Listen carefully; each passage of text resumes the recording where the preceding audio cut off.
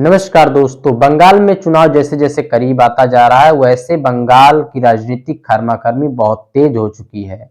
और इसलिए मैं कह रहा हूं क्योंकि इस बीच ईडी बंगाल के डीजीपी राजीव कुमार को हटवाना चाहती है। राजीव कुमार कौन है, इनके बारे में बताने से पहले मैं आपको एक चीज बता देता हूं कि राजीव कुमार वो व्यक्ति हैं जो कभी उनके ऊपर तृणमूल कांग्रेस ने ममता बनर्जी के फोन टैप करने का आरोप दर्ज किया था। और राजीव कुमार 1989 में इसके आईपीएस अधिकारी रह चुके हैं। वो बंगाल में एसटीएफ में भी काम कर चुके हैं और महत्वपूर्ण पदों पे काम किए हैं। बंगाल के लिए आयुक्त पे भी काम किए हैं।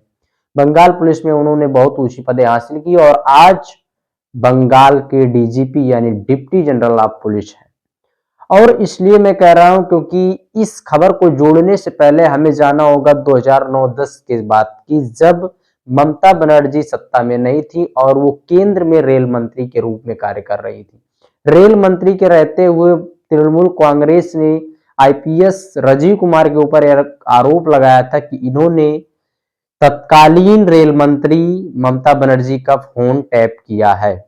उसके बाद 2011 में चुनाव होते हैं और 2011 के चुनाव में ममता बनर्जी सत्ता में आती हैं और बंगाल की मुख्यमंत्री बनती हैं, पश्चिम बंगाल की मुख्यमंत्री बनती हैं।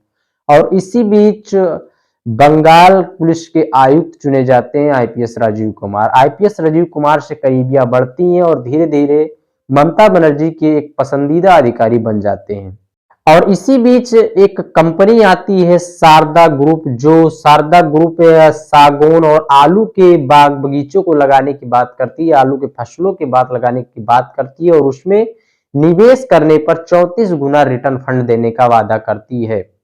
और इस कंपनी ने लगभग 300 से ज्यादा अपने हेड ऑफिसेस खोले और पूरे बंगाल के आसपास के इलाकों में असम, उड़ीसा जैसे राज्यों में अपना व्यवसाय बढ़ाया और लगभग 20,000 करोड़ रुपए का फंड इकट्ठा करके भाग गई। अब जब ये भाग गई तो इस पे सुप्रीम कोर्ट में मामला गया और सुप्रीम कोर्ट ने जांच के आदेश दिए, सीबीआई ने जांच करना शुरू किया और इस घोटाले का नाम दिया गया शारदा चिटफंड घोटाला।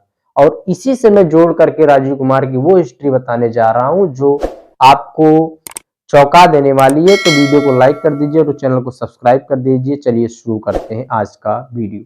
दोस्तों, राजीव कुमार 1989 बैच के आईपीएस अधिकारी राजीव कुमार आईआईटी रुड़की से इंजीनियरिंग किए हैं और अपने जो काम में बहुत बड़ी महत्ता हासिल की है। लेकिन शारदा चिटफंड घोटाले से राजीव कुमार का क्या रिश्ता है, इसको जानने की कोशिश करते हैं। 2011 में जब ममता बनर्जी बंगाल के मुख्यमंत्री बनती हैं तो शारदा चिटफंड घोटाला उसी वक्त थोड़ी थोड़ी सुर्खियों में आना शुरू किया था और सीबीआई ने इस पे जांच करना शुरू कर दिया था। सीबीआई ने जांच करने जब शुरू किए तो मामला ये हुआ कि आईपीएस जो राजीव कुमार है ये बंगाल के पुलिस के आयुक्त हुआ करते थे। तो इनके ऊपर ये आरोप लगाया गया कि आईपीएस राजीव कुमार जो शारदा चिटफंड घोटाले की सारी कागजें हैं या जो सबूतें हैं उनको मिटाने का प्रयास करते हैं या तो उसमें जांच होने ही नहीं देते हैं। सीबीआई ने यह आरोप लगाया कि अगर इनको कुछ दिनों के लिए सस्पेंड किया जाए तो जांच को बड़ी निष्पक्षता से किया जा सकता है। लेकिन बंगाल में मुख्यमंत्री ममता बनर्जी के होते हुए ऐसा हो नहीं पाया। उसके बाद 2019 में जब सीबीआई ने इसका विरोध किया, सीबीआई ने ये कहा कि जब तक जो है आईपीएस राजीव कुमार को सस्पेंड नहीं किया जाएगा, इस जांच से बाहर नहीं किया जाएगा, तब तक शारदा चिटफंड घोटाले की निष्पक्ष जांच नहीं हो सकती है। शारदा चिटफंड घोटाले लगभग 20,000 करोड़ रुपए का एक बहुत बड़ा मामला था जिसमें बंगाल के आसपास के राज्यों के आम लोगों से 20,000 करोड़ रुपए इकट्ठा किए गए थे और उन्हें 34 गुना रिटर्न देने का वादा किया गया था।